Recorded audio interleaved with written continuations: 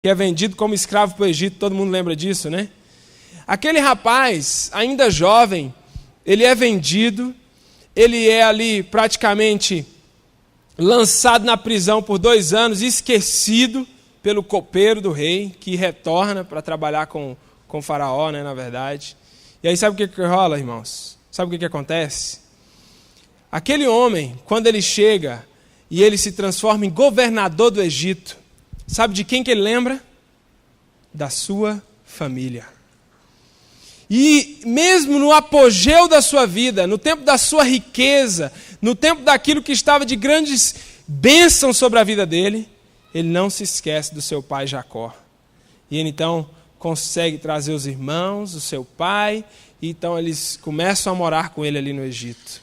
E um dos fatos mais marcantes na minha vida é que em Malaquias, capítulo 4, no versículo 5, na verdade no versículo 6 diz assim: Ele fará com que os corações dos pais se voltem para seus filhos, e os corações dos filhos para seus pais. Do contrário, eu virei e castigarei a terra com maldição. Irmãos, depois dessa palavra aqui, o último versículo do Velho Testamento fala exatamente da família. E sabe o que acontece mais? Depois desse versículo aqui, Deus se cala. Sabe por quantos anos? Quem sabe quantos anos? 400 anos. Irmãos, Deus poderia ter deixado um recado aqui: raça de víboras, por que não se convertem logo? Porque ele ia ficar, irmãos, 400 anos em silêncio, e ele sabia disso. Então sabe o que ele coloca como base para que ele fique em silêncio? A família. E hoje, nessa noite, que nós estamos vendo aqui famílias sendo transformadas, pessoas maravilhosas com seus filhos. E, irmãos, e para ficar mais bonito ainda, sabe o que acontece? Depois disso, em Lucas capítulo 1, depois de 400 anos, quando ele começa a levantar um homem chamado de João Batista, após 400 anos sem falar com o seu povo, sem sequer lançar uma palavra, porque naquela época Deus levantou no tempo dos reis e começou o tempo dos profetas, queridos. Ele levantou dezenas de profetas para falar: olha, abre os teus olhos, converta os teus corações para Jesus, ou melhor, para Deus, né? Porque Jesus ainda não era conhecido dessa forma. Aí então, depois de 400 anos, aqui no versículo 16, ele diz assim: fará retornar muitos dentre o povo de Israel ao Senhor, o seu Deus. E 17, e irá diante do Senhor no espírito e no poder de Elias, para fazer voltar o coração dos pais a seus filhos, e os desobedientes à sabedoria dos justos, para deixar um povo preparado para o Senhor. Primeiro capítulo de Lucas. João Batista estava nesse processo de nascer. Queridos, Deus se cala por 400 anos, mas antes ele coloca como base a família, e depois, no início do ministério daquele homem que foi talvez um dos mais bem-sucedidos, e foi aquele que antecipou Jesus e veio para anunciar a vinda de Jesus, ele também coloca a família como base.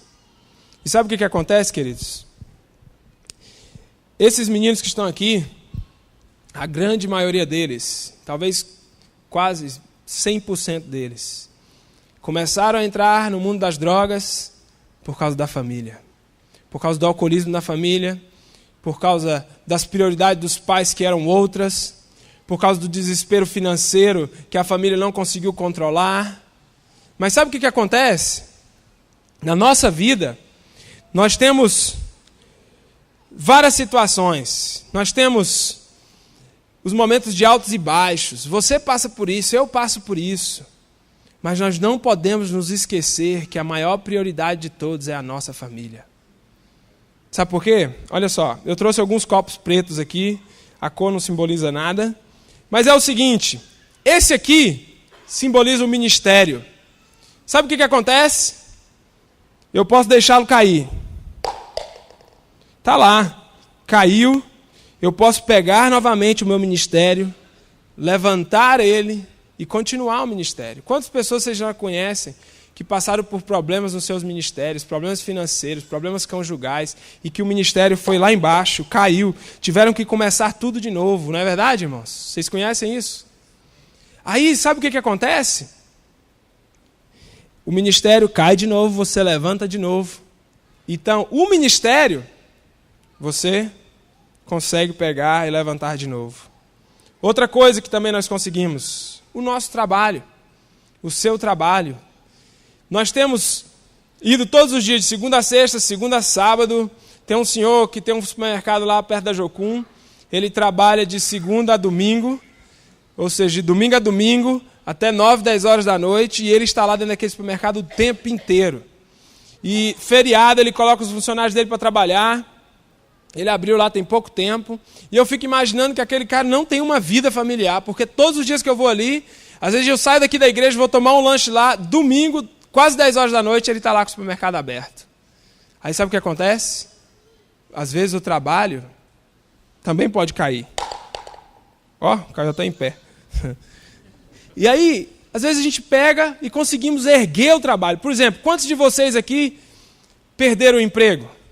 Pode levantar a mão. Ixi, todo mundo. Perderam o emprego por causa de droga, por causa de muita coisa. Mas vocês podem recuperar o emprego, não podem?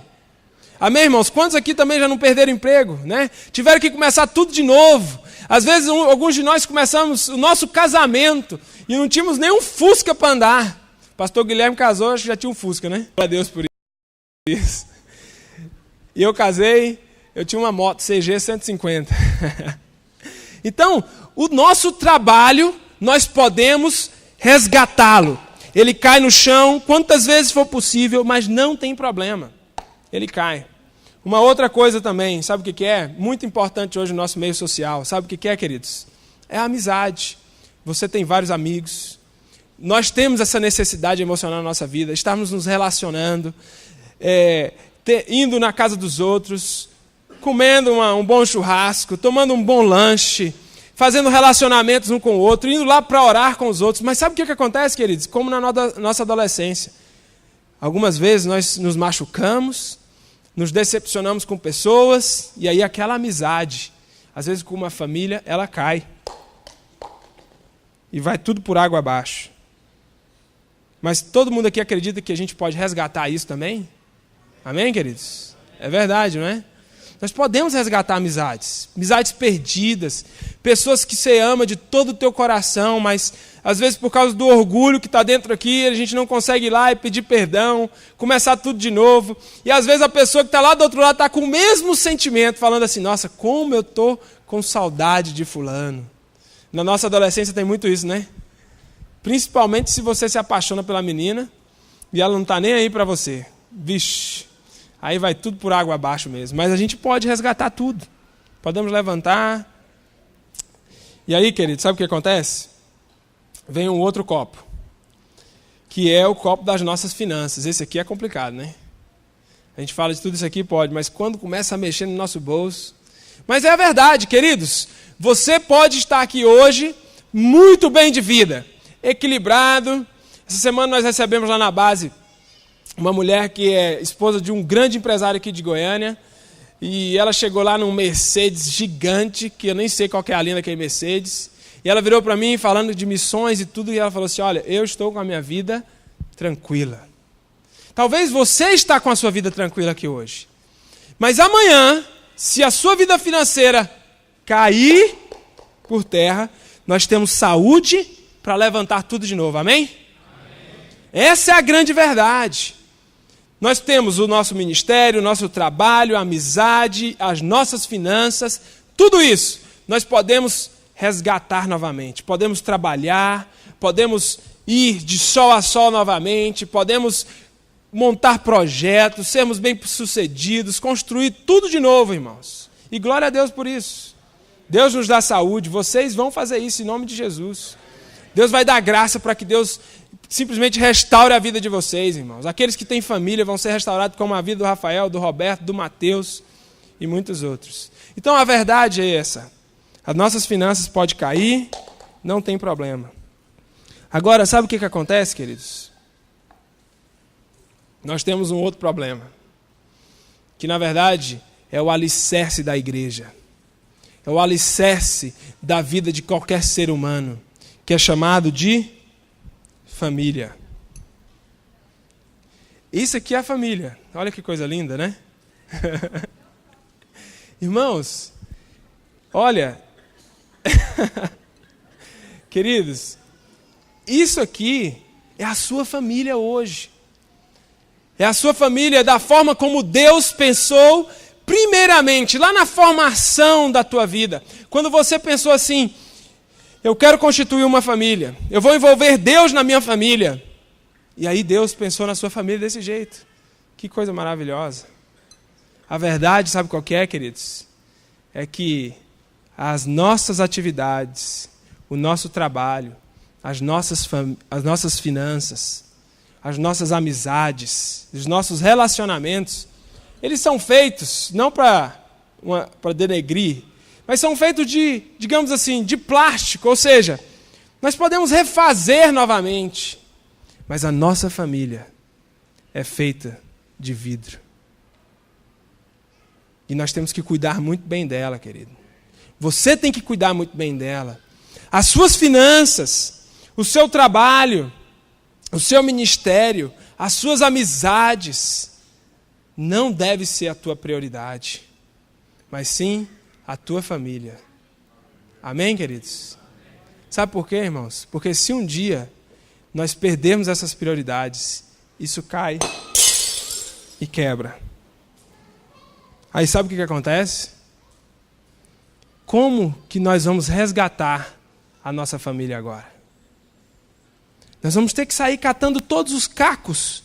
E talvez se tiver um bom Durepox, um Araldite, nós vamos conseguir montar tudo de novo.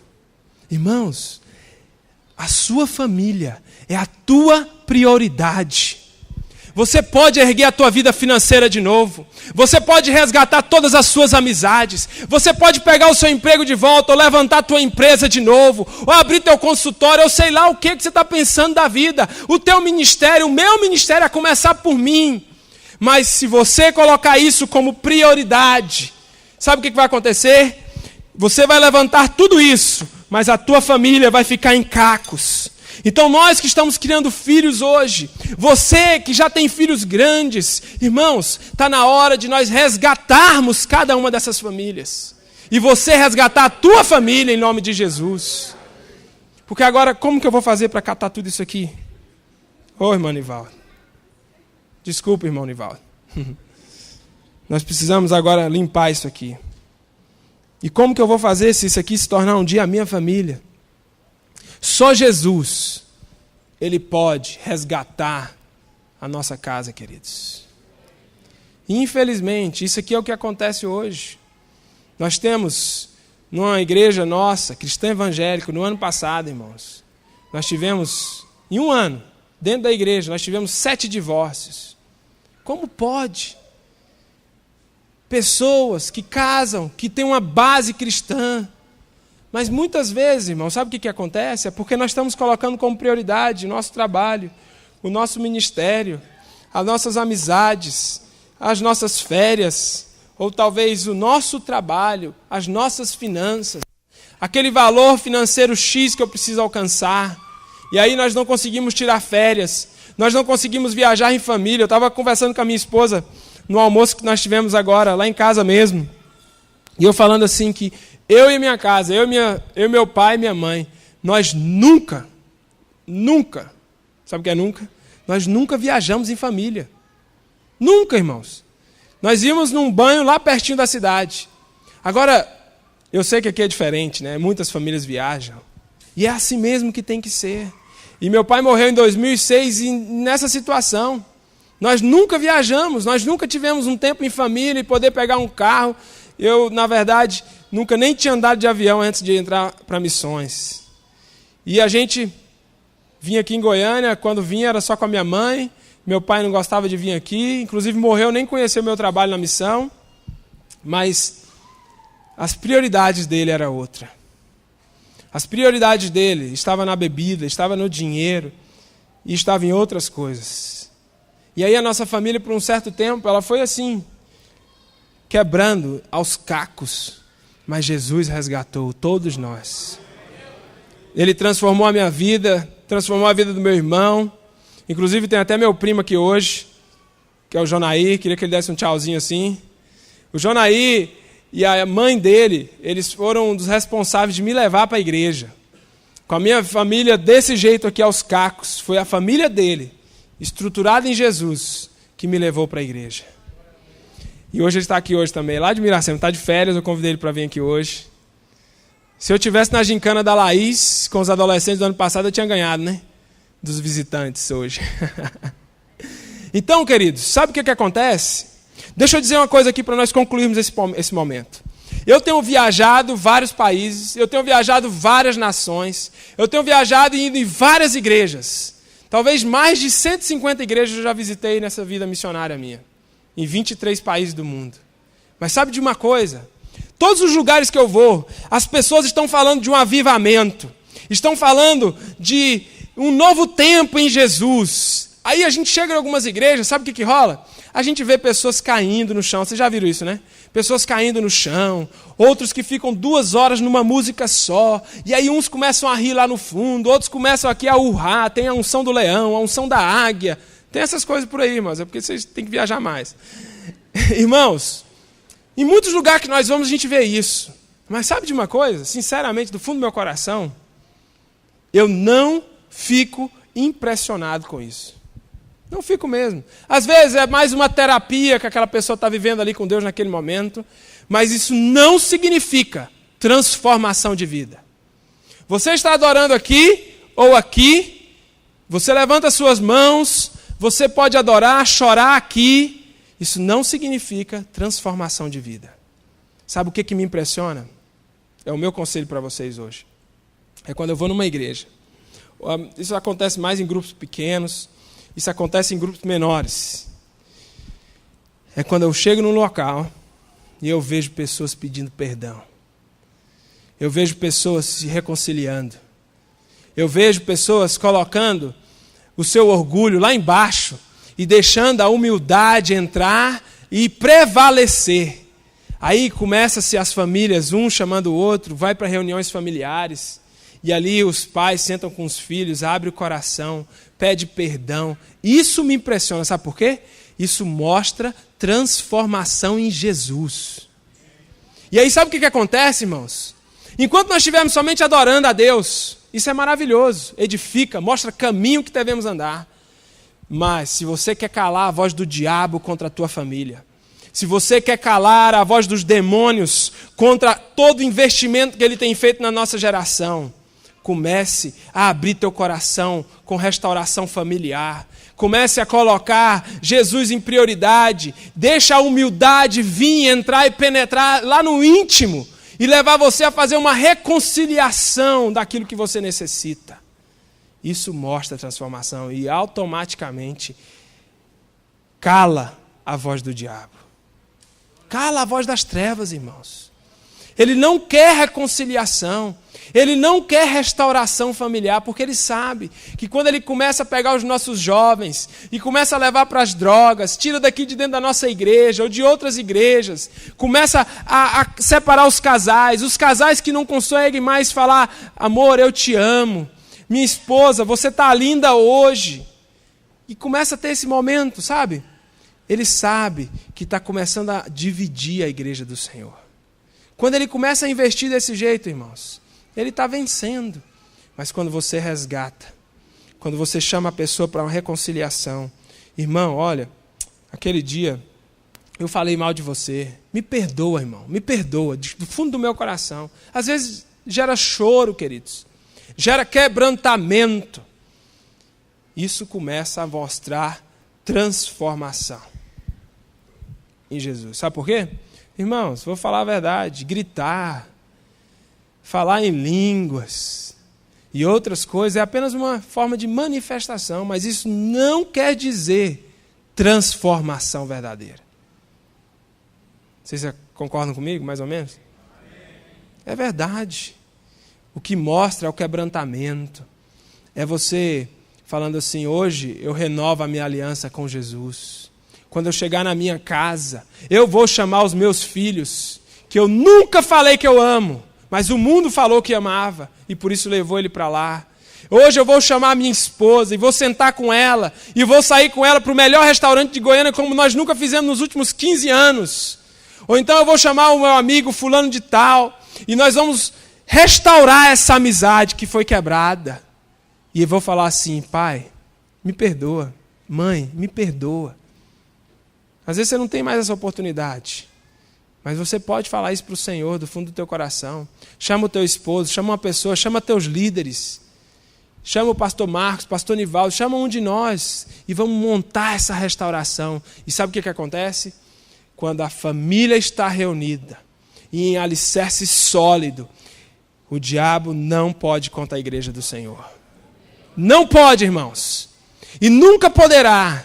E aí você vai poder dizer, como está em Josué, né? Porque simplesmente aquele homem vira para aquele povo e fala o seguinte: olha, é o seguinte, se vocês quiserem continuar adorando os deuses dos seus pais, adorando esses deuses, essas imagens, vocês podem continuar, mas eu e a minha casa serviremos ao Senhor. Esse é o meu sonho, queridos. Eu fico super preocupado. Agora tem um outro garoto vindo, anunciando aqui para a igreja, outro homem. E eu fico preocupado quando chegar na adolescência. Mas nós vamos trabalhar e fazer a nossa parte. Mas enquanto você respirar, meu querido, enquanto existir tempo, você tem tempo para restaurar o que precisa restaurar. Você tem tempo para investir mais na tua casa, na tua família, naquilo que às vezes a gente olha e está parecendo que está aos cacos, do que nas finanças, do que no trabalho, do que simplesmente nas amizades. Sabe por quê? Porque você pode sair do seu trabalho na hora que é a hora de ir embora mesmo. Não precisar ficar fazendo hora extra porque está querendo ganhar 20, 30 reais, ou sei lá quanto dinheiro a mais por aquela hora. Ou deixar de tirar as férias na data certa, só porque quer mais dinheiro, ou sei lá o que está acontecendo. Irmãos, prioridades. Nós precisamos saber quais são nossas prioridades. E aí nós vamos honrar os nossos pais, nós vamos honrar as nossas famílias, os nossos filhos. E uma das coisas que eu tenho um sonho de fazer, que meu pai nunca fez comigo, sabe o que é? É ir para a reunião de classe na escola. Todo mundo ia, menos meu pai.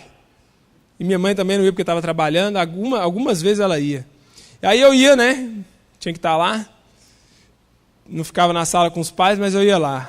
Aí eu ia com a mãe do Jonaí, com a tia Sônia, que ela ia.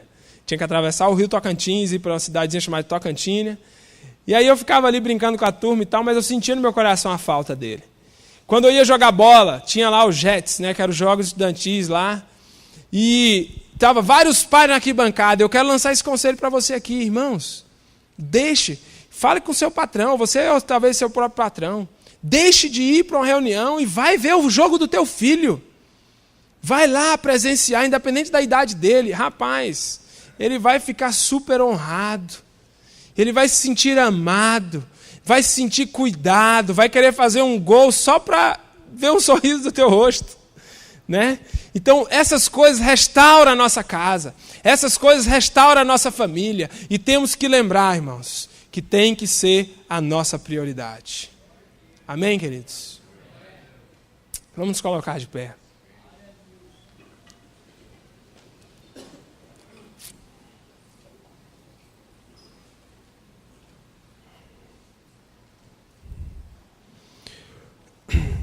Irmãos, o verdadeiro avivamento é quando existe remissão de pecados. Não se impressione.